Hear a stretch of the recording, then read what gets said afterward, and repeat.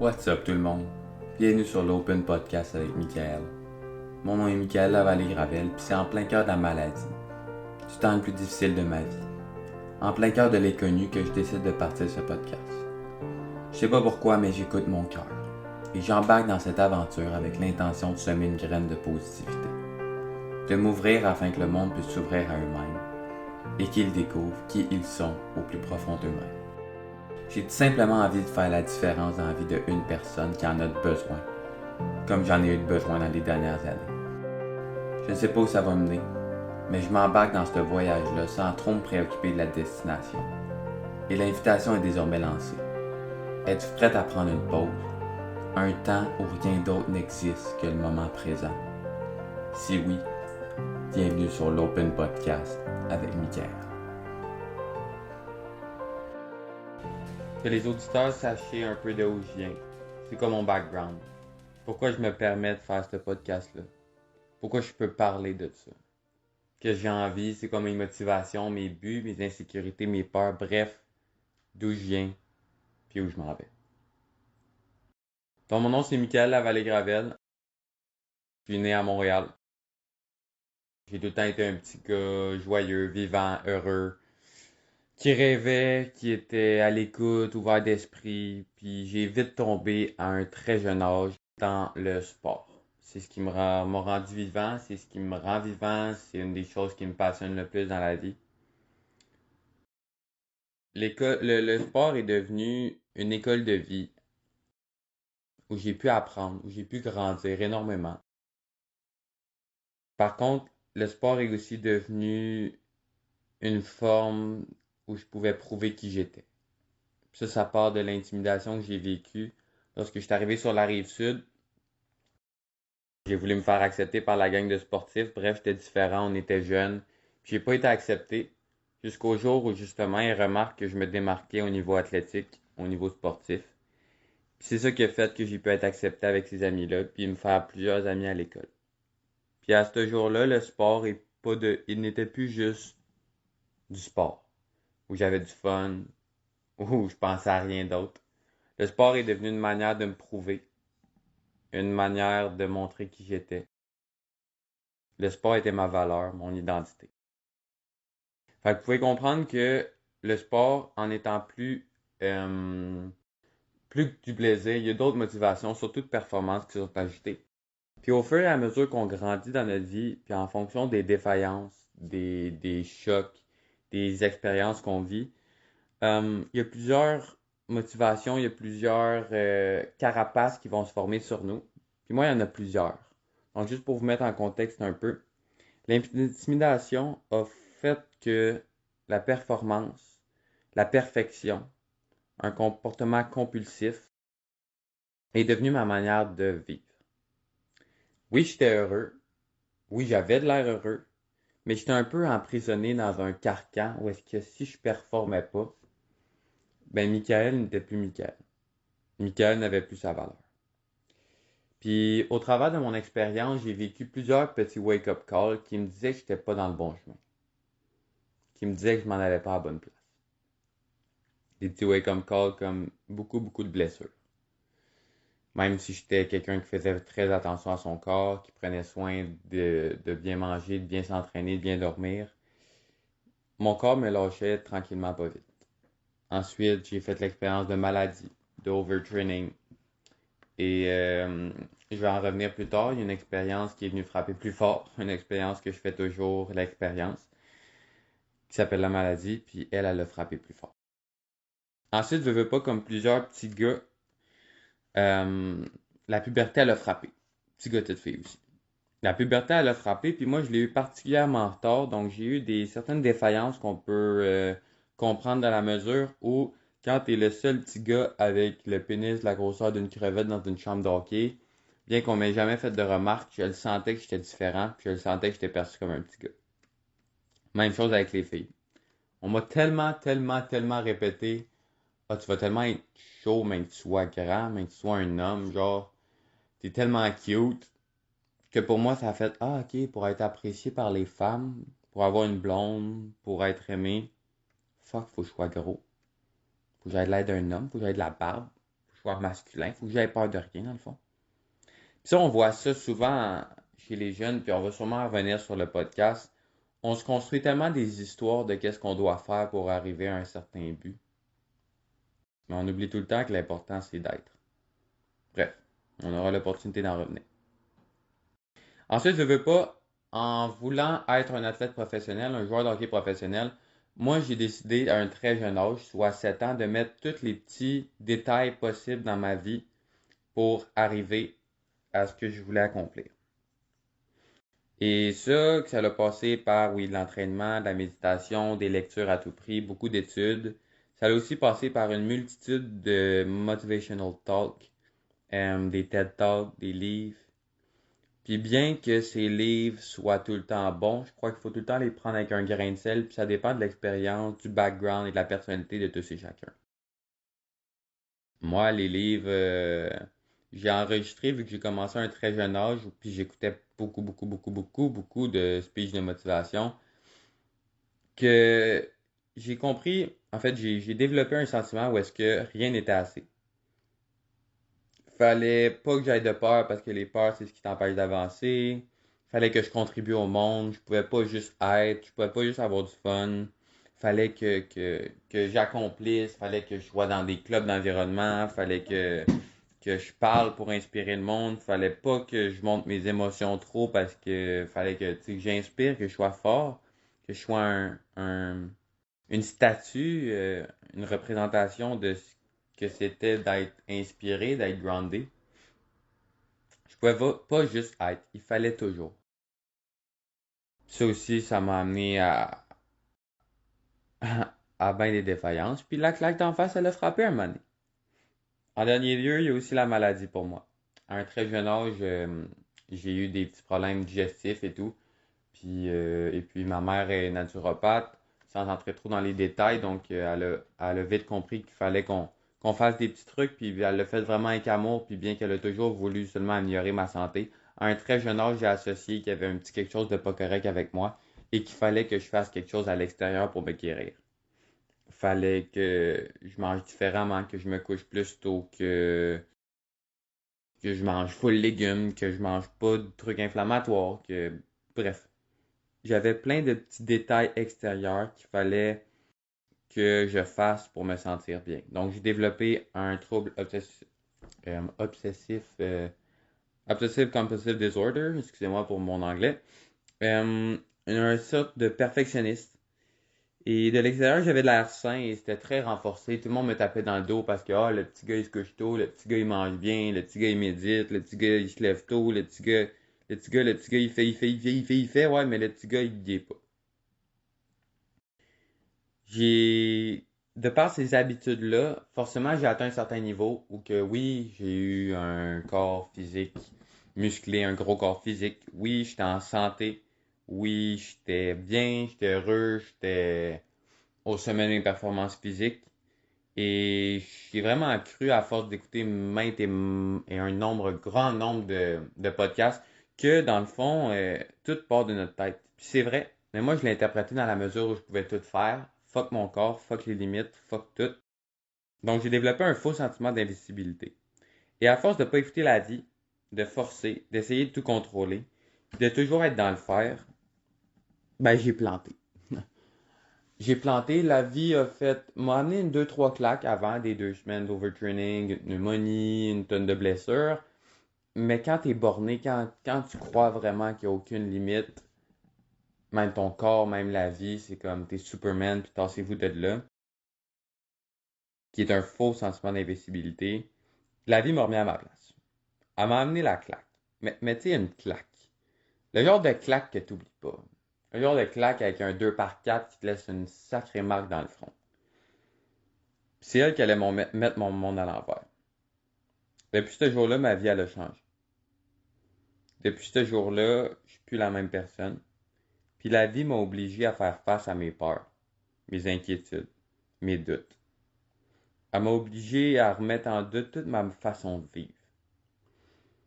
Toute la construction que je m'étais faite sur c'était quoi de vivre une vie avec de succès s'est écroulée du jour au lendemain. En plus de faire face à la maladie, j'ai dû faire face à des différentes parties de moi-même. En plus de faire face à l'inconfort, la fatigue, l'épuisement, les nausées, la perte de poids de 45 livres. Où est-ce que là, j'étais loin d'être musclé, loin d'avoir l'air d'un homme masculin pour plaire aux femmes. Mon monde a vraiment tourné à l'envers et j'ai été obligé de me grounder ailleurs. Mais vous vous souvenez que très jeune, j'ai tout le temps voulu être la meilleure version de moi-même, puis autant bien que ça a pu me détruire, autant bien que et en tirer le meilleur de la vie, et bien à défaut de m'entraîner, à défaut de pouvoir faire mon sport, à défaut de pouvoir travailler sur moi dans le monde matériel, et bien la vie est devenue mon Dieu. Tu sais, on veut souvent, tout le monde qui veut bâtir des muscles savait qu'il faut s'entraîner. Savait qu'on doit lever des poids ou s'étirer ou courir ou faire certaines choses dans le monde matériel ou dans le gym pour grandir, croître. Mais la plupart d'entre nous oublient que pour être résilient émotionnellement, pour avoir une force de caractère, pour être groundé, il faut faire face à de la résistance, à même titre qu'on ferait de la résistance au gym. Puis la vie est devenue mon gym. Puis honnêtement, j'ai jamais autant eu de challenge et de résistance que quand j'ai laissé la vie être mon gym. À défaut de contrôler ce qui était à l'extérieur, j'ai compris qu'il n'y avait rien à changer à l'extérieur, seulement ma perception de ce qui se passait. Puis j'ai vite pris la décision de changer mon mindset afin de changer ma vie. Garen Jones l'a dit très bien. Change your mindset, change your life. C'est carrément ça. Parce que peu importe ce qu'on vit dans le quotidien, peu importe ce qu'on vit comme circonstance, comme expérience, c'est tout le temps le meaning, l'histoire qu'on y met autour qui va dicter la manière dont on en sort. Puis un moment donné, je me suis posé la question, et si c'est un cadeau? Et si tout ce que je vis là, c'est le plus beau des cadeaux que je pourrais avoir dans ma vie? Certes, il est vraiment mal emballé, mais et si c'est un cadeau? Puis à ce moment-là, ben tout a changé. J'ai plongé profondément dans cette découverte. J'ai reviré mon monde à l'envers. Tout ce que je faisais, j'essayais de le voir d'une différente manière. J'essayais de voir ça comme quelque chose de positif. J'ai vraiment développé la conviction que rien n'arrive contre toi et tout arrive pour toi, peu importe c'est quoi. Comme Marcel Proust dirait, la vraie découverte du monde, c'est pas, ben je le paraphrase, la vraie découverte du monde, c'est pas de découvrir constamment des nouveaux territoires, mais de regarder certains territoires avec une nouvelle paire de lunettes. C'est tellement vrai. Toute ma vie, j'ai passé mon temps à regarder à l'extérieur, à chercher comment je pouvais faire de l'extérieur pour être comblé à l'intérieur. Puis j'ai compris que là, c'était l'inverse. Ça partait dans le dedans pour se transposer à l'extérieur. J'ai découvert un monde de possibilités. Et c'est ce que je veux explorer et partager au travers de ce podcast avec vous. Pour moi, le podcast, c'est un rêve d'enfance. Ça fait longtemps que je veux inspirer. Ça fait longtemps que je veux parler. Ça fait longtemps que je veux partager. Je me prends pas pour un autre en disant que je peux partager en ce moment. Je me prends juste pour quelqu'un qui a vécu une shit tonne de trucs dans les dernières années. Puis qui pense qu'on peut apprendre de n'importe qui. Qui pense que les invités qui vont venir sur le podcast vont être des invités spéciaux qui vont être capables de nous transmettre des expériences auxquelles chacun de nous va pouvoir relater. Je pense que dans les dernières années, j'ai été forcé à plonger en moi-même. Chose qu'à 20 ans, on n'a pas nécessairement le temps, la patience et le courage de faire. Je pense que dans le monde où on vit, jamais on s'arrête. Jamais on prend le temps d'être. Puis là, j'ai pris le temps sur un moyen temps. Puis je pense que j'ai acquis du wisdom, de l'expérience, de la sagesse. J'aimerais ça en partager avec vous. Je saute carrément dans l'inconnu dans cette expérience-là. Puis oui, j'ai peur. J'ai peur. Il y a une partie de moi qui est comme, tu penses que t'es qui pour pouvoir parler sur un podcast? Il y a une partie de moi qui a peur que ça pogne pas, qu'il y ait des critiques. Il y a une partie de moi qu'on pense de, what the fuck? il fait quoi, lui? Ou, il est plate, son podcast. Ou, ouais, c'est sûr. Mais il y a plusieurs personnes qui m'ont dit que je devais partager. Il y a plusieurs personnes qui m'ont dit de prendre la voix. Il y a plusieurs personnes qui m'ont dit, vas-y, mec. J'ai commencé, pour ceux qui ne le savent pas, à faire des petits posts sur Instagram. J'ai des petits mots d'encouragement parce que moi, c'est ces petits mots-là puis les petits podcasts qui m'ont permis de garder le cap à tous les jours de ma vie. Puis, il y a quelqu'un qui m'a dit, je n'aimerais pas son nom, mais ça m'a juste fait une petite tape dans le dos puis ça m'a tellement fait chaud au cœur. Il m'a dit, tu sais, mec, c'est un adulte. On n'en parle pas beaucoup, puis jamais on ose vraiment dire ça, mais j'ai vécu des moments vraiment rough. Puis moi, juste de voir un peu ce que t'écrivais, juste de voir qu'il y a un gars de 20 ans qui vivait des grosses choses puis qui avait le courage de passer au travers comme il le fait, ben ça m'a donné le courage de passer au travers. Puis j'ai fait, tu sais quoi? Si je peux faire un petit changement dans la vie de une personne, s'il y a une personne qui peut se reconnaître au travers de mon expérience ou de l'expérience des invités sur le podcast, qu'est-ce que je peux vouloir de plus? Vraiment. Qu'est-ce que je peux vouloir de plus?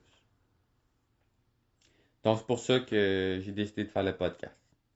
Puis, je vais être en constant apprentissage dans cette expérience-là. Puis, moi aussi, je vais tomber. Je vais retomber dans des vieilles habitudes. Mais je vais me relever. Parce que dans la vie, on n'est pas caractérisé par le nombre de fois qu'on tombe, mais bien par le nombre de fois qu'on se relève. Fait que je décide de sauter. Puis, moi, peut-être me casser la gueule. Comme n'importe quel kid qui saute d'un endroit trop haut pour la première fois. Ouais, on peut-être me casser la gueule, puis solide. Mais je décide de sauter. Si le parachute s'ouvre, il s'ouvrira. Sachez que ce que je vais dire dans le podcast ne vient pas juste de moi.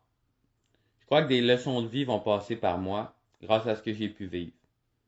Puis au plongeon, au grand plongeon de teintes premières que j'ai fait en moi, dans les livres de spiritualité, de psychologie, de mindset, du parcours que j'ai eu avec ma psychologue, ma coach de vie, du temps que j'ai pris à contempler mon intérieur, à méditer, à contempler la nature. Des expériences que j'ai vécues me rapprochant un peu de la mort, puis des perspectives comme mon séjour à l'hôpital, ou des moments où j'étais juste plus capable de manger, puis pas capable de dormir. Bref, des moments qui te font réaliser que la vie est si fragile, mais si profonde en même temps. Donc, c'est un peu ça que je vais explorer avec vous. Puis, comme mon père dirait, pourquoi je me sens à l'aise d'en parler, c'est que je l'ai pas juste lu. Dans le podcast, je vais pas juste reprendre des citations, des phrases, des pages de livres. Puis, il n'y a rien contre ceux qui font ça. Ça fait un partage d'informations, puis c'est vraiment nice. Puis quoi qu'il va avoir de l'information dans mon podcast, euh, je me sens à l'aise d'en parler parce que je l'ai pas lu, je l'ai vécu. Je me sens à l'aise d'en parler parce que je parlerai pas seulement de mes réussites ou de mes bons coups, de mes grandes prises de conscience, mais bien de mes peurs, mes inquiétudes, mes doutes, les endroits où j'ai fuck up, les crashs, les chutes que j'ai eues. C'est pour ça que je me sens à l'aise. Parce que m'a parlé aussi des fois où j'ai eu des bons 2 par 4 dans le front, puis je me suis senti plus petit que nature. En ce moment, je fais encore l'expérience de la maladie. En ce moment, je sens que je suis sur un long chemin de guérison, puis que ce chemin-là m'amène quelque part, en moi. En ce moment, je suis en congé de maladie. Au moment où je vous parle, je viens de sortir de l'hôpital pour un traitement. Au moment où je vous parle, j'ai beaucoup de rêves. J'ai le courage de le mettre sur la table en disant que j'ai envie de remettre les patins. Pour ceux qui ne le savent pas, ça a toujours été ça mon rêve. Ça fait 2 ans que je joue pas, j'ai perdu 45 livres, je suis vraiment underweight et faible comme une guinée. Mais je pense que la vie a mis un rêve dans mon cœur, puis c'est pas pour rien, puis je vais décider de le suivre. Fait qu'au travers de mon podcast, je vais aussi vous inviter à rêver. À rêver fort. Comme s'il n'y avait rien d'impossible. Au travers de mon podcast, je vais vous inviter à enlever toutes les limites de votre mental ou que la société a pu mettre dans votre tête. Puis je vais vous inviter aussi à vous dire, et si c'était possible? Moi, de l'extérieur, même moi, ça m'arrive de douter. De faire comme, c'est fini, passe à autre chose. Mais au moment où je parle, j'ai envie de rêver, puis j'ai envie d'être un rêveur. Au moment où je parle, j'ai envie de créer, d'inspirer, puis de devenir un peu ce que Dieu a tout le temps mis. Puis quand je dis Dieu, c'est la vie, l'intelligence universelle, Jésus, appelez-le comme vous voulez. L'affaire qui est en nous, puis en tous les animaux, puis dans toute la nature. En ce moment, j'ai envie de guérir. En ce moment, je travaille sur ma guérison, bien qu'on ne sait pas exactement où travailler, on ne sait pas exactement ce que j'ai. On sait que je suis sur le cul depuis 2 ans. On ne sait pas où ça s'en va, on ne sait pas quand je vais guérir, mais je sais que je vais guérir. Puis je sais que ça va se faire en même temps que le voyage qui se fait en profondeur. Donc je pense que c'est un pas pire résumé pour que vous sachiez c'est qui Michael Lavallée-Gravel. Je pense que c'est un pas pire résumé pour vous exprimer que je m'en viens pas ici en pensant tout savoir, mais je m'en viens ici en pensant tout découvrir. En pensant que tout est possible d'être partagé, en apprenant des autres, puis juste en partageant mon expérience, puis ce qui me vient. Si ça peut faire un petit changement dans la vie d'une personne, je vais me lever plus que satisfait à tous les matins, puis je vais continuer ce podcast-là. Je vais aller, dans l'épisode suivant, je vais aller plus en profondeur dans le pourquoi j'ai commencé le podcast, où je veux aller avec ça, c'est quoi, puis c'est quoi que c'est pas. Afin que vous sachiez un peu à quoi vous attendre, et afin que vous sachiez si vous êtes prêt à vous embarquer dans cette expérience-là avec moi. Donc voilà, je vous invite à venir pleurer, penser, créer, manifester, chercher, contempler, rire avec moi, puis on verra où ça mène. Mais ce qui est sûr, c'est que ça va mener quelque part. Merci. Merci. Si vous êtes rendu ici, c'est que vous avez fait qu'un avec le moment présent et que l'épisode a résonné avec une mélodie en vous. Je tiens à prendre ce petit temps pour vous exprimer ma gratitude, car sans vous, le podcast ne serait qu'une idée. Aussi, j'aimerais vous inviter à communiquer avec moi, à me donner du feedback, à me lancer des idées de sujets que vous aimeriez que j'aborde, à me présenter quelqu'un qui a une histoire à partager, ou peu importe. Sentez-vous bien à l'aise de vous ouvrir à moi et de rentrer en contact, afin d'amener cette idée à fleurir de plus belle. Si le cœur vous en dit, vous n'avez qu'à vous rendre sur mon site, le lien est dans la bio. Et pour finir, j'ai hâte de parler à toi. Oui, toi. Pour te rappeler que le monde est à une meilleure place avec toi. Et qu'il n'y a pas besoin de rien de plus que toi, qui est 100% toi. Let that sink in. Merci. Et que la paix et l'amour soient avec vous.